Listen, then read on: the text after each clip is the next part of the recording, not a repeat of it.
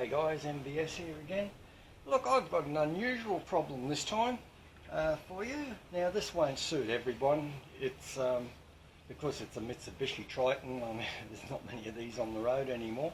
But this will be pertinent to people with similar gearbox arrangements where the clutch fork operates in a similar sort of a manner.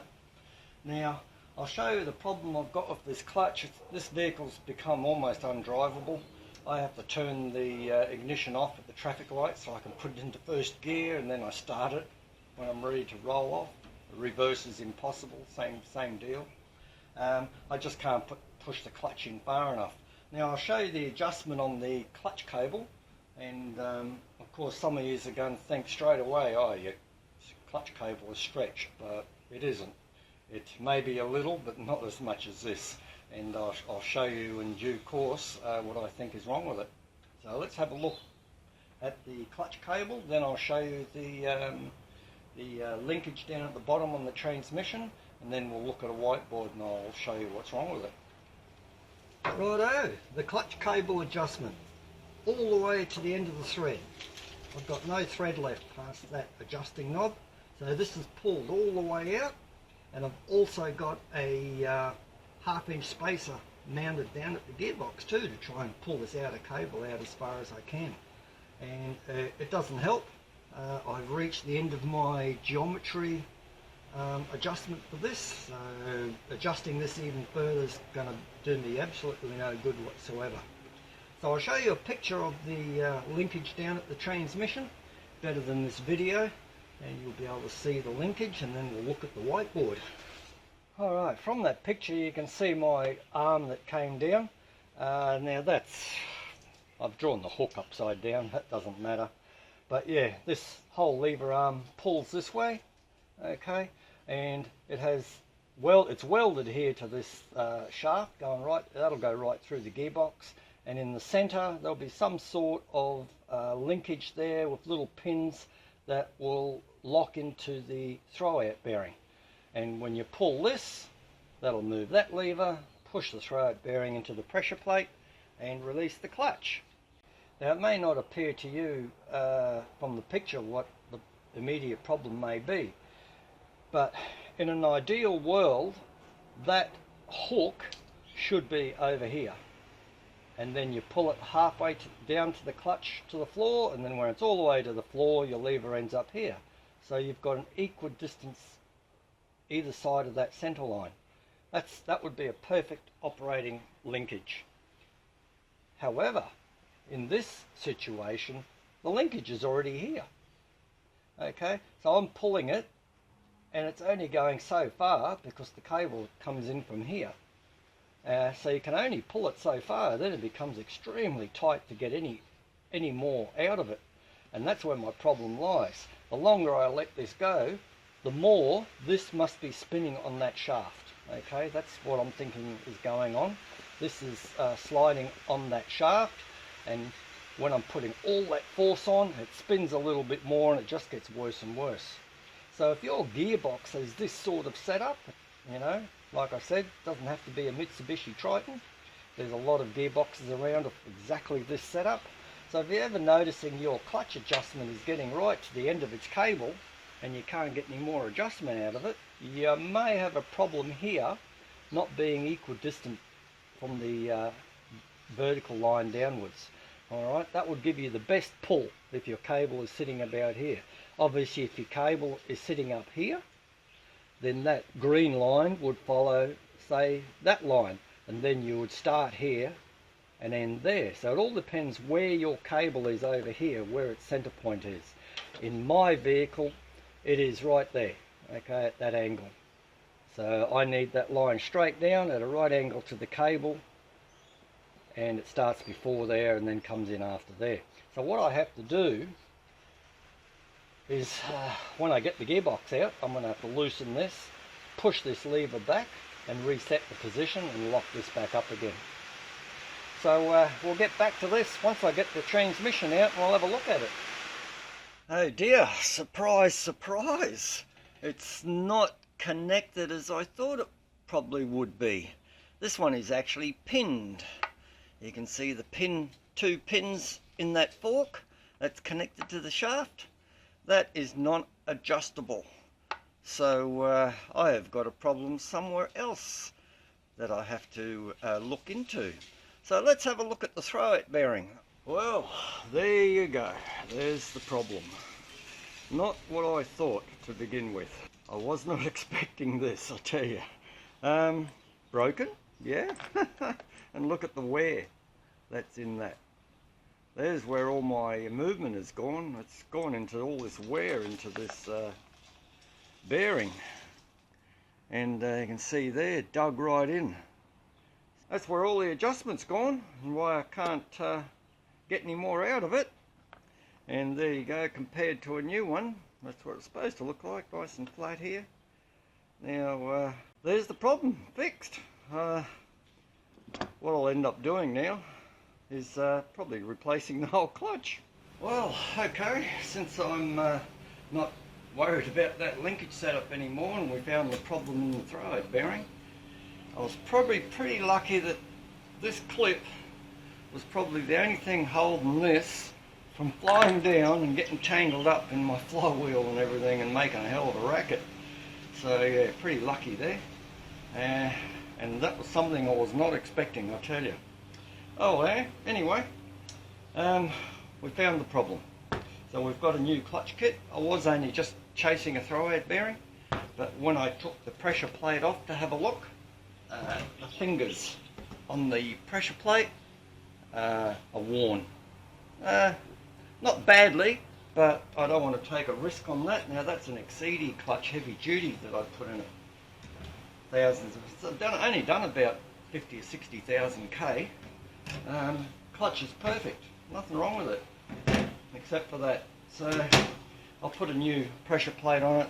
I'm going standard duty now since I don't have the nitrous fitted anymore. Yes, nitrous, you heard me right. I had a couple of 100 horsepower, so I had to have that clutch in it. But we'll go back to standard, since we've only virtually got a standard motor. You get new pressure plate, clutch plate, you get an alignment tool. Yeah, they didn't have these back in my day, I tell you. Had to do everything with one eye shut, try and line up the spigot. There's a spigot bearing as well. You get the spigot bearing lined up, you look through the clutch plate until the spigot's in the middle and you've got your clutch lined up. That's how we used to do it. Now we've got this fantastic little tool. That'll be very easy to fit. Now, I'll give you some tips and tricks here. If you want to take this out of the old one, it helps if you've got a shaft or a bolt or something just the right diameter to fit through that hole. Yeah. What you do is you pack grease in through the hole here, fill it up with grease, you put that in, bash it with a hammer and pop, out this will come. If it doesn't come out all the way in the first bash, pack some more grease in and do it again. Alright, it's just like a hydraulic press, pops the bearing out, or a bush if you've got a bush, or whatever clutch you've sort of got. So that's an easy way to pop this out without using extractors and pullers. Alright. I'm not going to pull this out. That is in still perfect nick. So I'll not use that. Now, they give you grease in the packet, special grease to put onto your spigot shaft, the end bit here. Put a little bit on the bearing. You do not grease this at all. Okay, this goes on dry. Alright. Don't get any oil and grease on the clutch plate. Make sure your hands are nice and clean when you're fitting it. Make sure you fit it correctly, the correct way around. Alright, the flat bit goes towards the flywheel, and this bit that protrudes out goes into the pressure plate. And then you just get it all, plonk it up there, centre it with that shaft, start doing your screws up, and just make sure that stays centre and it doesn't sort of droop down a little bit. So just pick it up and move it around a bit, get the centre, and you will have an aligned clutch and your gearbox will go straight in. Okay, so we'll get all this together back in the car and get this sorted, back on. I'll have to reuse these little clips and put it into this one and we'll be back in business with a proper operating clutch. Now another thing you have to do before you fit the pressure plate, wash this surface with solvent. Yeah, they usually put a protective coating on this. You do not want to leave that on, because that'll just rub off onto your clutch plate, and it'll probably slip for a little bit until that burns off, if it burns off. So yeah, make sure you wash that with solvent, get it nice and clean. And same with your flywheel, clean it up, make sure it's nice and clean.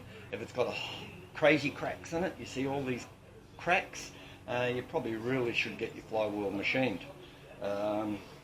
Would be the best option there. You can still put it in with crazy cracks, but what I do, if the customer hasn't got much money, I've got a little special flex hone tool for doing disc brake rotors and flywheels. I put that in a drill and I just run around the surface with that flex hone tool, and it cleans. It doesn't get rid of the crazy cracks, but it gives it a not a smooth finish, not a rough finish, but just a nice finish for the clutch plate to bite into. And I haven't looked at mine yet to see if I need to do that, but if it does, that's what I'll be doing, and get everything prepared correctly, all nice and clean, ready to go back together. Okay, now that we've got the parts sort of clean, we've got the main parts all nice and clean, all this other shit around the inside can sit there, won't hurt anything. Now you've got to lubricate a little bit on the spigot bush, yeah, or the spigot end. You've already put grease on the bush or bearing that you fitted. You put a little bit more on there. Now don't go flooding this with too much, because as you push this in, the grease is going to float up and may end up on your splines, and you don't want that. Now you can believe me or not on that one, some people lubricate their clutches. I've seen them. I've pulled clutches apart and there's been grease all over that, there's been grease all over the clutch plate, and there was grease all over everything. It flies off, guys, so don't put grease on those splines. Alright, now we want to make sure this is nicely lubricated, plenty of lube on the sliding surface, and then of course we put plenty on the bearing as well. Now if you don't get grease in your kit to put on this stuff, you can use a graphite type of grease, high pressure grease. Well, you know, it doesn't have to be high pressure, but the graphite grease, the black grease or whatever you want to call it, has got good properties. Even engine assembly lube might be okay, but I think that's probably a little bit too fluid. This is more like a paste, so it'll be much better. We get it on there, make sure it slides on, no wrigglies. Make sure you didn't get any on the face like I just did there, so wipe that off, that's got to be clean. Okay, all I have to do now is attach these little clips in through the holes in the side of that fork, and that'll attach it and it'll move backwards and forwards with the clutch fork. And then we would be ready to fit this. Now something I did say it, I said when you're using this tool to fit your clutch plate and pressure plate up, make sure you center it properly. Now it's going to move around. This isn't going to be a perfect fit in the spigot bush. It will move up and down and sideways a little bit. So what I do is I basically put it in, you hand tighten the 6 bolts or 8 bolts, whatever you've got, and then you just jiggle this up and down, left and right, and then work out where the center's going to be, okay, and then lock it up there, do up all your bolts. You'll be pretty much in the center and the box should slide down. But if you don't do that and this slips down, you're going to get a misalignment, so when you go to put your shaft in, you're going to miss the hole, so you're going to have a tough time pushing your gearbox in. Alright, I'll put them clips on and I'll be good to go, ready to install it. Now like I said, the only places you put grease is the spigot, bearing, bush, whatever you've got, on your spigot itself and on the slider. Grease goes nowhere else. Oh, and a little bit, yes, good thing I remembered. Obviously we want a little bit here where it touches the the fork, that would be a damn good idea, yeah? So you don't get wear like we had before. Now, that grease must have come off, obviously, or just natural wear and tear. So we put a dob on there, we'll put a dob on there. Okay, and we'll probably put a dob on the fork itself. So that will be nicely lubricated for us. Okay, now we're ready to put the pins through and assemble it. Alright guys, once you attach your throwout bearing by whatever means your particular engine is held in by, check it, make sure it works. Okay, all good. Slides out, goes back in. Slides beautiful, not a problem. Okay, now we're ready to put her in. Well people, would you believe I put this gearbox in all on my own? You better believe it, because I did. No help from anyone, just help of this jack, bottle jack. Of course I took a shortcut, I always take shortcuts. I didn't undo the exhaust, which stopped the engine from leaning back. Okay, and I needed it to lean back a little bit so I could get it straight with the gearbox. However, I just put that bottle jack underneath the harmonic balancer and jacked the front of the engine up, and that gave me just enough tilt. Only about 1 or 2 degrees, that's all I needed. So all it was a matter of just jacking this up, then going to the back of the gearbox. I've got a Besser block under there, a piece of 100 by 100 wood, a little slab of wood that big, a couple of pieces of aluminium. I just kept adding height to it as I kept jacking the gearbox up.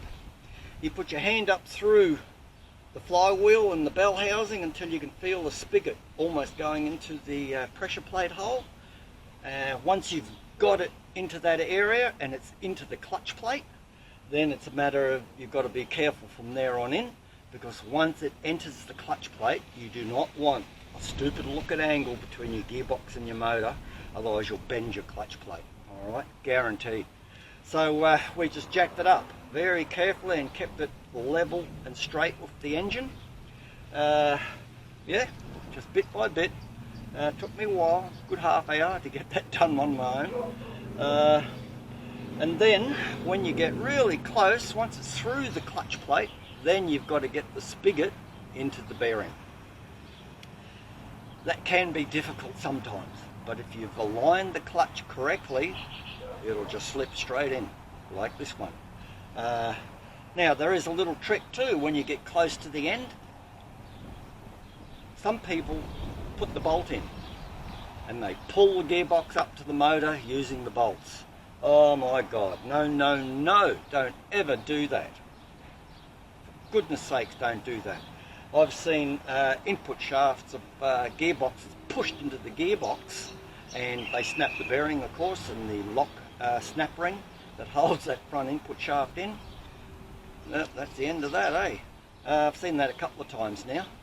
If you've lined the clutch up properly and you've got the motor and the gearbox in line, that gearbox should slip in, okay, and butt up to the engine. Now mine was a little bit difficult. I had it up to the dowel and the actual dowel was in, but it wasn't quite in the spigot. So what I did was I got a longer bolt. I just screwed it in, finger tight. That was just to stop the gearbox from spinning and keep it in alignment. So I did that on both sides, and then I could get in behind it, and push it with my feet and just jiggle it up and down and sideways a little bit, and then it just went. I could feel the gearbox butt up to the engine. Job done. I got 2 top bolts in, I got the 2 bottom bolts in, and job done. Yeah, so like I said, don't pull it in with the bolts. You might think you're just doing it up lightly, but remember, you've got a mechanical advantage with a spanner and a bolt. Okay, I just got to put all the bolts in now, get etc, put it all back together and adjust the clutch, and my clutch job is done. But yeah, for goodness sake, when you're marrying the two up, oh please, don't tighten them up using a bolt. Make sure you can slip it straight in. If you can't get it to slip in by moving the back of the box around about a diameter like that, you haven't got the clutch plate lined up with the spigot bearing. Alright, you'll have to drop it back out and get it aligned properly, and that's what's so good about that little tool that you get. You can align the clutch, and don't forget you've got to spin it round, up, down, left, right, and find the centre, and you'll be pretty damn close. It doesn't have to be absolutely spot on, but you know, within a couple of hours it'll slip straight in. It's very easy, and I've seen so many guys fail in that department. It's just unbelievable. And I used to do it by eye. This is before these tools were available.